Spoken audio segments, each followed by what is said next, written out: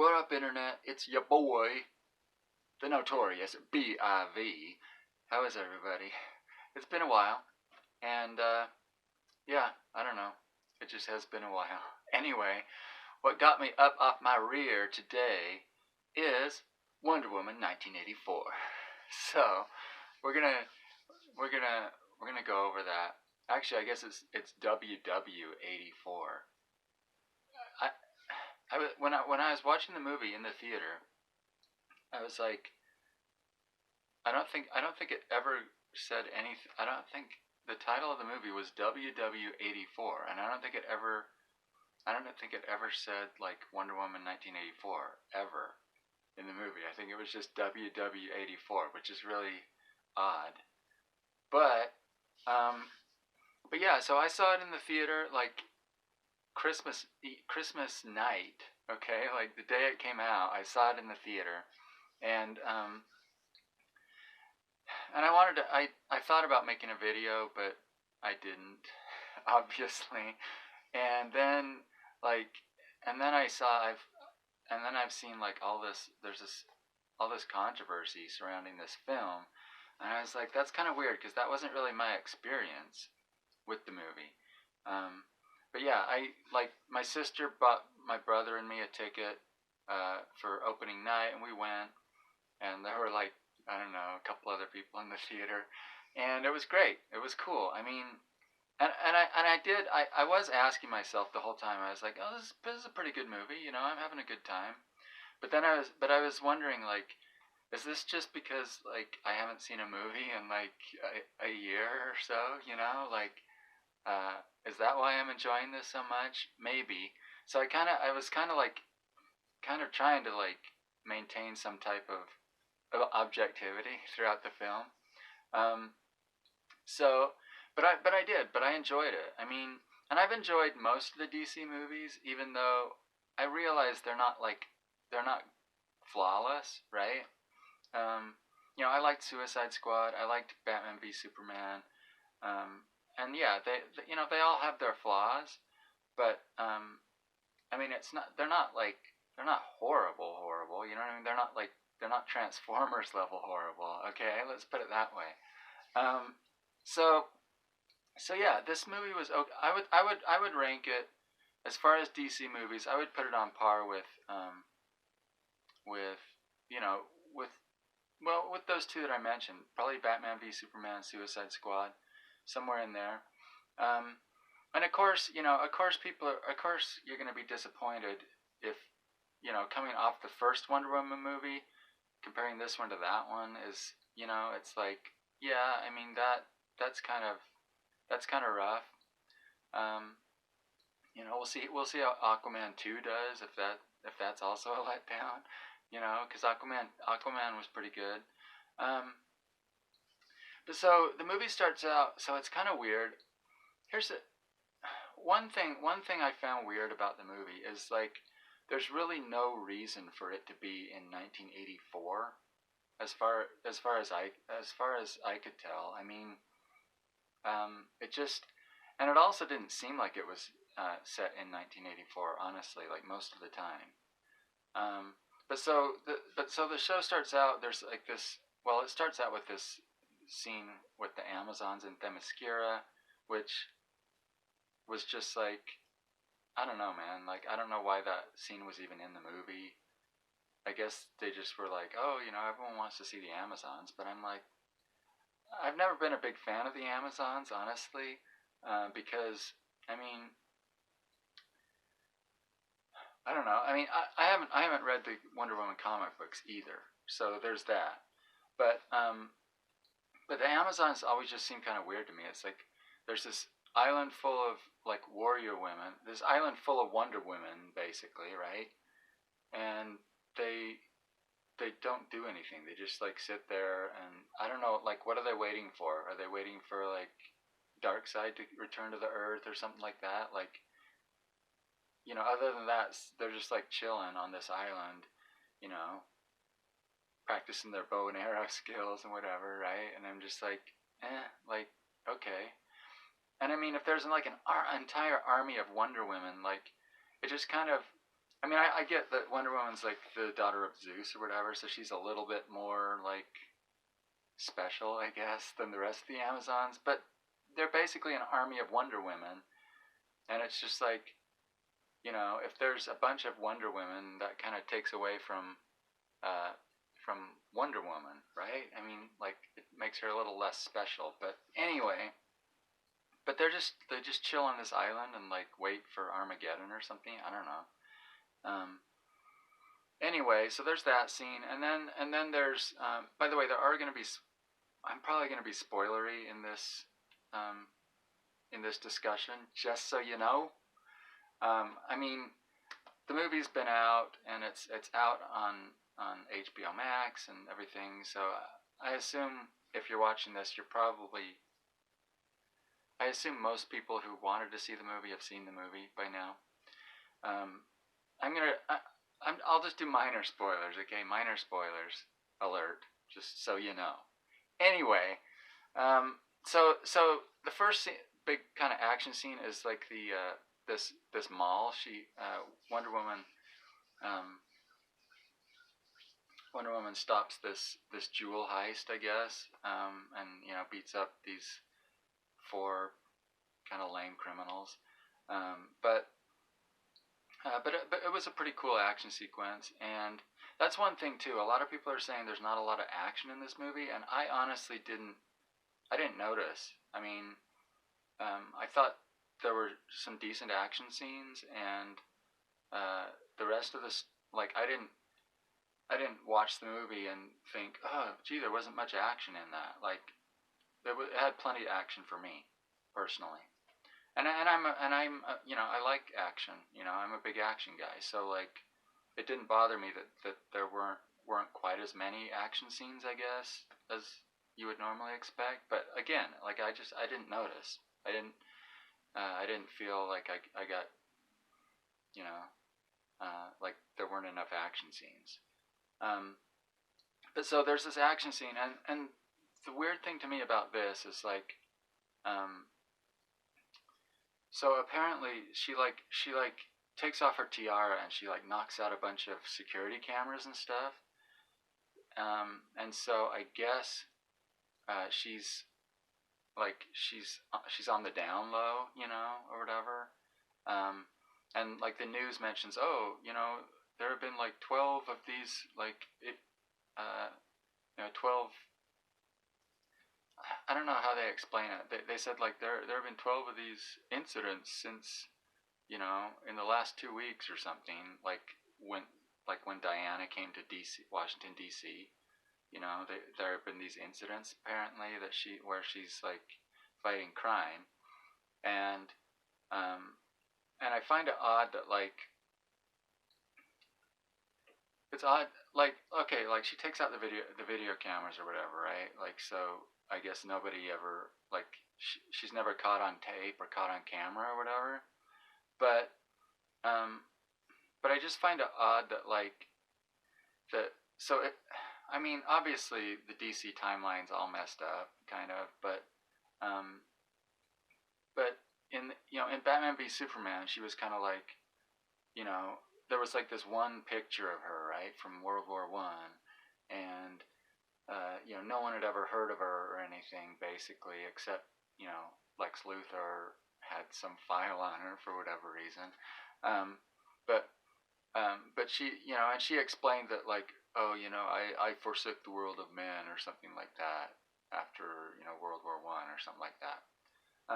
And so in this movie, I was wondering, I was like, so okay, so she comes to DC and like has all these like incidents or whatever.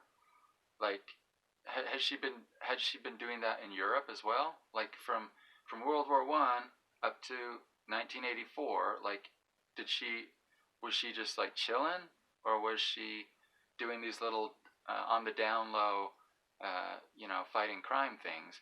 But if she was doing all these little on the down low fighting crime things, like that would get out eventually. You know what I mean? Like people would be like, I mean, there are like eyewitnesses and everything that see her, like you know, that are like, oh yeah, there was this woman with a golden lasso and you know a little star spangled Banner outfit or whatever, you know. I mean, it's not really Star Spangled Banner in the current DC universe, but you know what I'm saying. Like, you know, she had a tiara and whatever. Um, right? There are people that would like the story would eventually get out, right? There would be like, oh, there's this like legend, there's this woman that like goes and fights crime or whatever, right? But in Justice League, you know, or be Batman v Superman, like you never got the feeling that like anyone knew anything about her, right? But they would know about her if she'd been doing all these little things on the side. You know what I mean?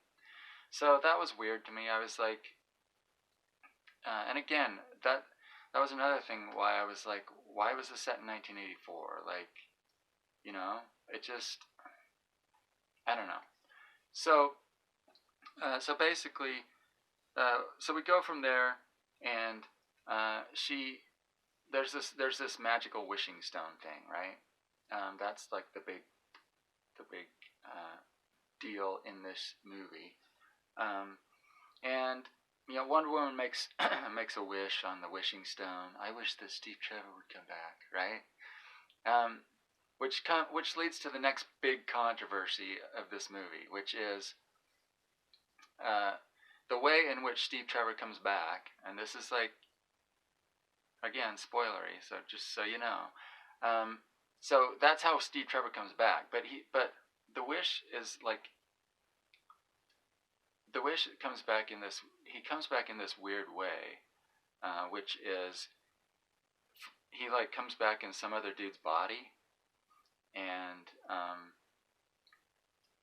and so a lot of people are like freaking out that like, because you know he and Diana, you know, spend the night, right? You see him wake up in the morning in bed or whatever, and they're all like, hey honey, you know, whatever. And so you're like, wait, so she just had sex with this other guy's body, and you know, consent and me too, and all this crap, right? That we all like put on everything. So on and that was like the big controversy of the movie. I don't really, it didn't really bother me, honestly. Like I was watching the movie, it was just one of those things where I was like, oh, okay, I guess this is what they're doing with this. Okay, sure. I'll just go with it, right? Like sometimes you just have to go with it, right? You can't like scrutinize everything and be like, "Oh my gosh, but wait, what if wait, he didn't consent." Oh my. Anyway, you know what I mean? Like you just have to be like, oh, "Okay, sure. I'll go with it. Whatever." Like that's what the movie's doing with this whole deal. I'll go with it. Whatever. But but the problem with that story wise, so I guess the director Patty Jenkins was trying to do this like Heaven Can Wait homage kind of a thing to that movie Heaven Can Wait, um, which is kind of, you know, that's fine. It's like obviously, you know, it was a movie that she liked, you know, when she was a kid or whatever, and you know she wanted to do an homage to it. It's just kind of a weird homage to do in like a superhero movie, maybe. I don't know. Like I don't know how appropriate that was. Um, but she kind of just shoehorned it in there, and because of that, like Steve Trevor. The weird thing about it is like every other wish you see all these people make these wishes on this stone or whatever, and every other wish in the movie literally comes true, right? There's this girl in this Chinese this Asian girl in a restaurant, and she's like, oh, I wish I was famous, and she turns around and like all of a sudden all these people are at the outside the window of the restaurant going, oh my gosh, there she is, look, ah. And like another guy's like, I wish you'd drop dead, and like this woman like has a heart attack and like is dying or whatever. So dumb stuff like that, or not dumb stuff, but just every other wish in the movie literally comes true, like literally, except for this one wish, except for the Steve Trevor thing, right? Because you know, instead of him just like coming back, he comes back in someone else's body, and so it's just like it's just weird, this weird incongruity that's there that didn't have to be there, but you know, she wanted to do this homage to this movie, and so it's in there, and it's just weird, right? That was weird. And so, uh, but again, like when I was watching the movie, I just, sometimes you just have to suspend your disbelief, right? You just have to say, okay, well, the movie's doing it this way, sure, I'll just go with it, and that's what I did. And so, really, it didn't really bother me all that much. Um, so again, though, there's no reason this movie has to be in 1984, other than Patty Jenkins wanted to make a 1984 movie, right? Like an 80s movie, which and and like I said, like it doesn't even seem like an 80s movie. There are these. I mean, for example, Diana and I mean, so the main character, like Maxwell Lord, is one of the main characters. He just wears suits all the time, so like I guess his suits are 80s ish, but I mean they're just suits, right? He's just a suit wearing guy. Um, and then Kristen Wiig, and she plays Minerva. What's her name? Um, Cheetah. She becomes Cheetah, and Diana. Like those are the main people in the film, and like Diana she doesn't wear anything 80s ish, right? And in fact, like her hair is like the exact same hair she had in the first Wonder Woman movie, which was in World War I, and hasn't changed since then to 1984, and and and it's basically like 2020 hair, right? Like we all, you know what I mean? Like it's basically 2020 hair. So like she has the same hairstyle all throughout history. I'm like, that's kind of odd. Um, and none of her outfits are 80s. I didn't think Kristen Wiig had like one outfit that was sort of 80s, but like for the most part, like none of the none of the costumes really looked all that 80s to me. Um, like there was nothing in this film that like screamed 80s, right? I mean, except so there's this one part where Steve Trevor is like trying on all these outfits and like, oh, how about this? How about this? Right? And and again, Wonder Woman's, Diana's like making fun of all these 80s outfits that he comes out in, right? He comes out in parachute pants and he comes out in, whatever. He's got his fanny packs and all these things. And she's just like, so there's this sequence where he's like trying on all these outfits and she's like, no, I don't think so. Right? Like, kind of like making fun of 80s stuff. And I'm like, but you're in the 80s. Like, why would you be making fun of 80s stuff?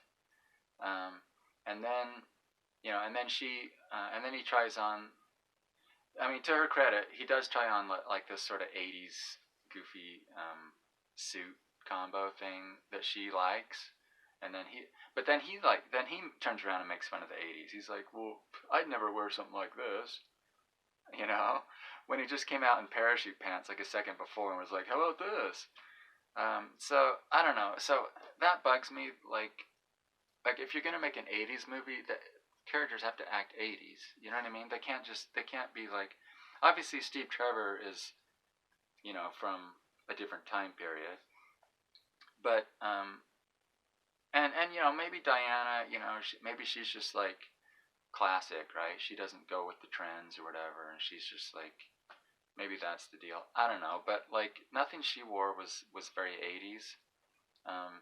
And there was this weird part where they go to get this jet, and uh, I don't even know what this place was or why Diana had access to it, but she goes to this place. It's kind of like I wanted to call it an aircraft museum or something, but it was.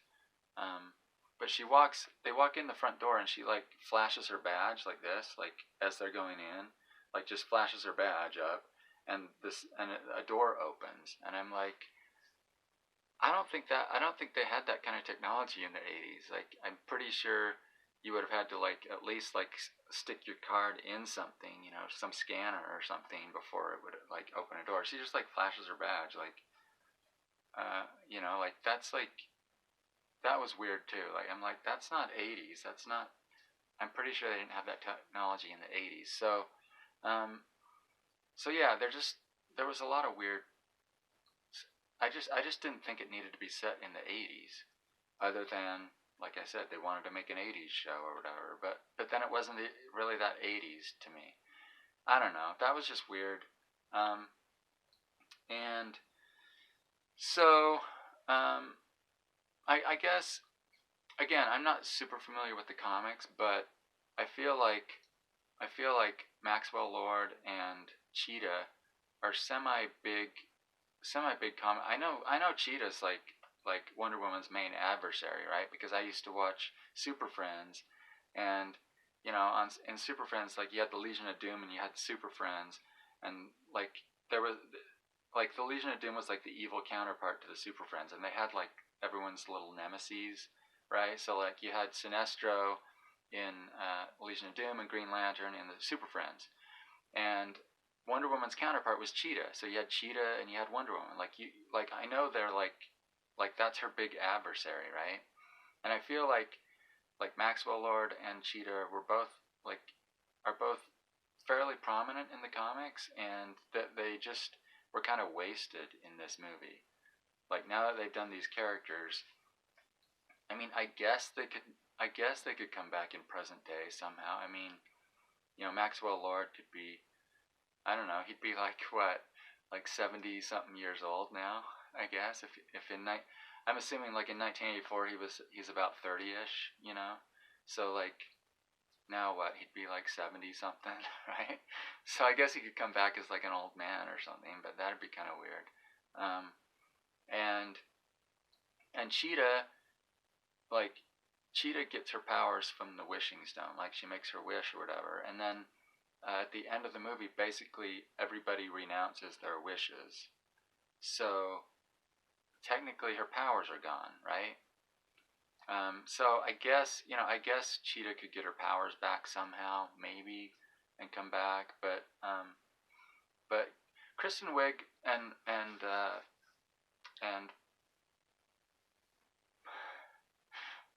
Pablo, what's his name? Okay, I can't remember his name now. But Maxwell, the guy that plays Maxwell Lord. Anyway, Pablo Picasso. I don't know. Anyway, they both did a good job with their characters. I don't think Cheetah, the character of Cheetah, was really like fleshed out all that much. But Kristen Wiig played. She did a good job with it, with what the character was. And again, Pablo did a great job as Maxwell Lord. But I did think it was kind of an odd choice. They made Maxwell Lord just like this sort of down on his luck, sort of con man kind of thing. And again, I'm not super familiar with Maxwell Lord in the comics, but I know he's been more prominent than he was in this movie. I got the old, the newer Justice League comics when that started, and he was like Justice League America and Justice League Europe and all that stuff back in the 90s. Like he like formed the Justice League basically. He was like their corporate sponsor or whatever, or like, I don't know. He was kind of like a marketing dude, like in charge of their marketing and stuff. And so he was kind of like, I don't know. I just feel like he and Cheetah were more prominent in the actual comics than they were in this movie, and that we're probably never going to see him again because that's kind of how these movies go. So that was interesting. Wonder Woman learns to fly, which that was interesting too. There was it was a decent movie. Like I said, it didn't have to be set in 1984. It could have easily been like a modern day movie, and I think it would have been better had they done that with it. But like I said, it was entertaining. Yeah, just sometimes you have to turn your brain off and just enjoy something, and that's what I did with Wonder Woman 84. So yeah, I liked it. I didn't love it, and it does have its flaws, but yeah, just watch it and enjoy it for what it is, and don't read too much into it. It's kind of a sophomore slump kind of movie, and you know, maybe we'll get Wonder Woman 3, and maybe that will be more amazing, but we'll see. Anyway, guys, that's my review of Wonder Woman 1984, or WW84 if you prefer. And I am the Notorious BIV. I appreciate you watching. Please subscribe, like, and all that good stuff. And I will see you all in the next video. Yeah.